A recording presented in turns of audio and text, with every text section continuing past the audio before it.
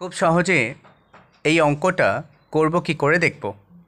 এখানে একটা বেশ দারুণ অঙ্ক দিয়েছে 5^5 plus 0.01 whole square minus 5^5 minus 0.01 whole square equal to 5^x হলে এক্সের মান কত আমাদের বের করতে হবে। আচ্ছা, এটা একটা অঙ্ক যেটা একটা ফরম্যাটে পড়েছে, যেমন 5^5 আর 0.01 আছে একবার যোগ করা, আর এই 5^5 0.01 আছে একবার বিয়োগ করা, অর্থাৎ এটা একবার যোগ করা আর একবার বিয়োগ করা, তাদের বর্গের অন্তর্ফল। এইরকম যদি থাকে তাহলে আমরা একটা ট্রিক করতে পারি। ট্রিকটা এমন, এই প্রথমটা আর এই শেষেরটা নিয়ে নিলাম, তাহলে আমার কাছে রয়েছে কত 5^5x 5^5 ইন্টু, অর্থাৎ এই প্রথমটা আর এই শেষেরটা 0.01 নিলাম, এদেরকে গুণ করালাম, আগে একটা 4 গুণ করালাম, আর এটার সাথে ডান দিকে যেটা রয়েছে ওটা সমান হয়ে গেল। কারণ এই পুরোটা আমরা এই আকারে পেলাম। কিভাবে পেলাম? এটাকে যদি এ মনে করা হয়, এটা যদি বি মনে করা হয়, তাহলে হবে A plus B whole square minus এটা, তাহলে কী হবে এ আর এটা কি ধরা হচ্ছে বি, তাহলে A minus B whole square, A plus B whole square minus A minus B whole স্কোয়ারের ফর্মুলা হচ্ছে 4ab, অর্থাৎ এই প্রথমটা আর এই পরেরটা নিয়ে গুণ করিয়ে তার আগে 4 দিলেই এদের এই যে মানটা সেটা পাওয়া যাবে। এখন আমরা এটার ক্যালকুলেশন করব। এই যে দশমিক, এটা উড়িয়ে দিলাম, দশমিক উড়িয়ে দিলে ওর জন্যে কত আসে? 1 নিচে আসে। দশমিকের পরে কটা সংখ্যা? দুটো, তাই দুটো শূন্য নিয়ে নিলাম। এখন এই 4 দিয়ে এই 100কে আমরা কেটে দিলাম, তাহলে হবে কত? 25 বা 25। এবার আমরা করব কি, ওপরে আমাদের কাছে রয়েছে 5^5 ইন্টু 1, তাহলে 5^5 ইন্টু 1 হলো, আর নিচে রয়েছে 25। আচ্ছা, এই 25 রাখলাম, ডান দিকে রয়ে গেছে 5^x। এখন এটার ক্যালকুলেশন করতে হবে। 5^5 এর সাথে 1 গুণ করলে হচ্ছে কত? 5^5। আর এই যে 25 রয়েছে এটা কত হবে? 5 স্কোয়ার হয়ে গেল, ইকুয়াল 5^x। কারণ কি 25কে 5-এর স্কোয়ার লেখা যায়, অর্থাৎ 25 5-এর স্কোয়ার।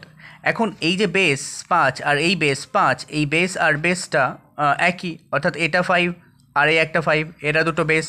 বেস যখন একই থাকে, যেহেতু এরা ভগ্নাংশের আকারে, তাহলে ভাগ আকারে আছে, আর ভাগ আকারে পাওয়ার বিয়োগ হয়, ভাগ আকারে পাওয়ার বিয়োগ হয়, অর্থাৎ 5টা 5 আর এখানে দুটো 5, তাহলে পাওয়ার বিয়োগ হয়ে থাকছে কটা? 5^5 - 2, এই পাওয়ার দুটো বিয়োগ হয়ে গেল। সহজে করলে বোঝা যেত যে ওপরে 5টা 5, নিচে দুটো 5, তাহলে কেটে গিয়ে 3টে 5 থাকবে, আর ডান দিকে রয়েছে কত? 5^4x। এখান থেকে আমরা পেলাম কত? 5^3 ইকুয়াল 5^x। তাহলে দেখলাম 5 বিয়োগ 2 হলো কত? 3, আর এপাশে ডান দিকে রয়েছে 5^x। এখন যেহেতু এটা সমীকরণ, তাই সবার আগে বা চিহ্ন বসবে, সেটা পরে দিচ্ছি, বা বসবে পরে দিচ্ছি। এখন এই বেস আর এই বেস একই হয়ে গেল, এটা আর এটা দুটোই একই। তখন বেস দুটো একই হয় যখন, তখন এরা উড়ে যায়, উড়ে গিয়ে কে থাকে? এই ওপরের যে পাওয়ার তারা সমান হয়ে যায়। তাহলে এটা ভ্যানিশ হয়ে গেল, আর টুক করে মাথা থেকে নেমে পাশে পাশে বসে গেল। কারা বসলো? এই 3 আর x। তাহলে এক্সের মান আমরা কত পেলাম? 3 পেলাম। অঙ্কটা আরেকবার একটু দেখে নিই কেমন করে হলো এটা। এখানে একই জিনিসের একবার যোগ করে স্কোয়ার আর একই জিনিসের বিয়োগ করে স্কোয়ার করা, তাদের মাইনাস করা আছে, তখন এর ফর্মুলা হবে কি? 4ab, অর্থাৎ 4 ইন্টু প্রথমটা ইন্টু দ্বিতীয়টা। এটা যদি প্রথম হয়, এটা দ্বিতীয় হয়, তাহলে প্রথম আর দ্বিতীয় গুণ করে তার সাথে 4 গুণ করালেই এই পুরোটার মান আসবে। আর এপাশে রয়েছে কত? 5^x। এখন এই দশমিক উড়িয়ে দিয়ে নিচে এলো কত? 100, কারণ দশমিকের জন্য 1 আর পরে দুটো সংখ্যার জন্য দুটো শূন্য। 4 দিয়ে 100কে কেটে 25 হলো, এই 5^5 আর এই 1 গুণ করে 5^5 হলো, কারণ দুটো শূন্যর কোনো দাম থাকছে না। আর নিচে রয়েছে 25, তাহলে আমরা পরের লাইনে কি পাবো? 5^5 ওপরে, কারণ 5^5 এর সাথে 1 গুণ করে ওটা হলো, আর 25 মানে 5-এর স্কোয়ার হলো, ডান দিকে যা ছিল বসতে বসতে আসছে।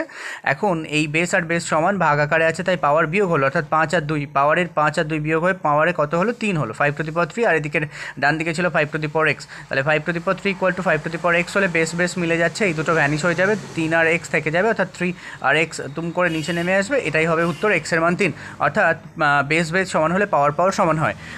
এক্সের মান আমরা 3 পেয়ে গেলাম। আর ডান দিকে বা বসে, কারণ এটা সমীকরণের মাঝখানে ইকুয়াল থাকে, তাই জন্য আমরা এখানে আগে বা বসাবো। এক্ষেত্রে আমাদের এক্সের মান কত এলো? 3 এলো।